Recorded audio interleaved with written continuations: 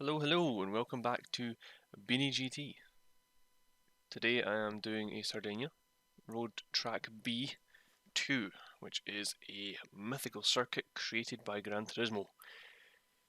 Good qualifying, first place on the podium, see? Preemptively loving it. First place on the grid, with a Frenchman behind me, who you will see has an interesting tactic. Nice lineup of cars. I'm feeling the GR Supra is the best car for me. I did try the Ari on my other account, not good. I was all over the place. I just kind of sliding left, right, and centre. But to start off, I'm holding the revs, making a hell of a racket. Pretty sure I'm annoying all the people behind me, but it's fine. I'm the race leader, I get to do that. Do a nice little wiggly worm, and we are on the way to the start line. Now, in my previous video I did make quite a few mistakes. I did try and learn from them. I have done another 2-3 hours worth of qualifying to make sure that I've done well. As we come to the first corner here, I'm not taking it as wide initially. I'm trying to keep it kind of reserved, trying to make sure I'm controlling the car. I do slip at the back wheel there as I come into the 3, 4, 5 corners, but managed to control it. I believe that's my only real mistake for the race, so I'm quite proud of that. The Supra is really good in the acceleration, however it does have a tendency to kind of kick the back end out, so I am quite slow on the accelerator. However, I'm quite fast on the corner, so it makes up for the kind of the downfall it has. As we come into the 7th turn here, this is a tricky one. I always, in qualifying, I always seem to catch my front right on the inside, end up spinning myself into the barrier, or if I'm not in the mood for that, I'll take it too wide, put myself on the gravel trap and just slide into the little barrier that kind of juts out. It's a pain, absolute pain. However, I do get a better run than second place, who is doing a great job of holding up the ferocious pack who won first. So I get a nice run down the straight. I don't feel much pressure coming into the first turn, and I'm able to hit my marks, use all the track, really kind of comfortable with that. So in comparison to my first lap, I didn't lose the back wheel there. I learned from my mistake. I think it's just kind of, as I said in my previous video, just not kind of succumbing to the pressure, really focusing on just keep the line, keep consistent, and keep at it. Qualifying also helps a lot. I'll always stand by that. A good qualifying lap will set you up for a win. If you start 5th or 6th in the grid, you're really at the mercy of the people around you. If they want to play fair, then you might have a chance of getting to first. If not, then you're most likely to get absolutely bashed around, which is not a nice feeling, and it's quite demotivating as well when you're racing about and getting knocked off track by people. Although there are some people, I'm not going to discredit those, there are some people who have just a crazy knack for flying through the pack when they start at the end, the back of the grid. So hats off to them. I am not them. I'm quite jealous of them, but it's fine. Anyways, back to the race. Still maintaining a nice strong lead. It's quite boring when you're in the lead because there's not really much you can kind of say. There's not much happening, no drama or anything happening. I almost lose the car there. I completely forgot about that. Probably should have noted that one down, but as you can see, my master driving skill will not let me keep it. I'm pretty much doing my qualifying by following the lead cars on the top 10. I think everyone does. I really kind of just trying to stay on the back of them as they fly around the circuit to get a better qualifying time, and obviously in the process just learning the track really well. I did make a mistake at which corner was that? Corner 5 I think, where I took that way too slow, and as you can see the gap is decreased and I'm now at a second between me and second place, which is not good.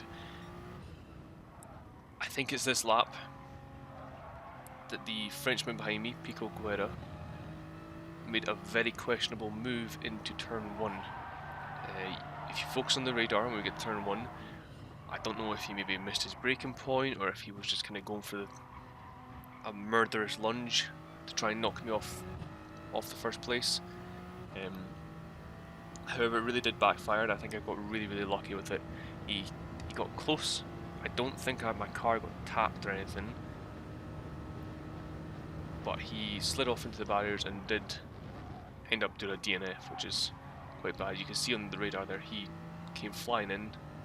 I saw it on the radar, I looked back, he was on the grass, and if you look at the delta, he's now down to 6th place, and he is pretty much going to like just drop out of the top 8. And at the end of the race, he does a DNF. He does hold the fastest lap, so he got something out of it, which I think's it's better than nothing. There he goes, off the delta. It's better than nothing having the fastest lap. I wasn't really pushing myself. My qualifying was 120. I think it was a 121.49, 492 or something. I was doing high 22s, a few mid 22s, but mainly high 22s. And that was kind of just not pushing myself in the car, just due to the fact I don't want to spin off and smack a barrier and lose a chance of winning.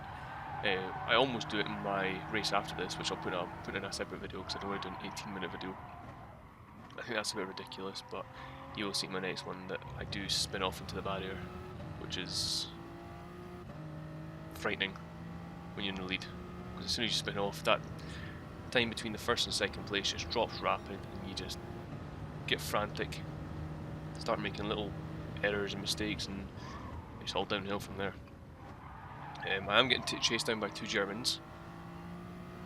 The gap between them pretty much grows. There's no, I didn't really feel the pressure with them, and you'll see as well my lap times aren't increasing. They're kind of just staying the same because I'm not pushing, trying to get away from them. This is just reserve driving, and the delta is showing that they're not catching me, so I'm happy. I do a nice wee slide in there. That was pretty impressive. I was like that Spaniard in one of my last videos as well. He had quite the epic drift. I do love this corner as well. It just feels like the car just really kind of hunkers down to the ground and grips, and then as you come over the bow, the crest of the bow, it's just no grip at all, and you really have to plan ahead, which is, I really like that one just due to the fact it's quite deceiving for some people. Corner 6, I think it is, which is the, oh no, sorry, corner 6 is the one I like. Corner 8 is the one that really throws me, and that's the kind of deceiving wide right hand, if that makes sense. It looks easier to do than it actually is, and that is just, it's thrown me so many times in qualifying. I've been on track for an amazing lap and dip my wheel or take it too wide, wrong speed, and I'm just boom, gone. Anyway, nice first place victory with a 2-second lead, which is I say quite respectable. Actually, the second place got a 7-second lead over third place. That's quite impressive. But as you can see, Pico Guerra, DNF. I'm not sure if he just maybe missed his braking points and decided they had enough, didn't want to continue racing, or if it was karma. I guess we'll never know unless he comes forward about it, but I doubt he will. But yeah, so nice victory. Another win for this account. They're gradually increasing, which is a good feeling, and I do feel that even though it's only been a few videos, I feel like my racing has definitely improved due to the fact that I'm putting myself under scrutiny. So thank you again for watching, and I will see you in the next video. Thanks.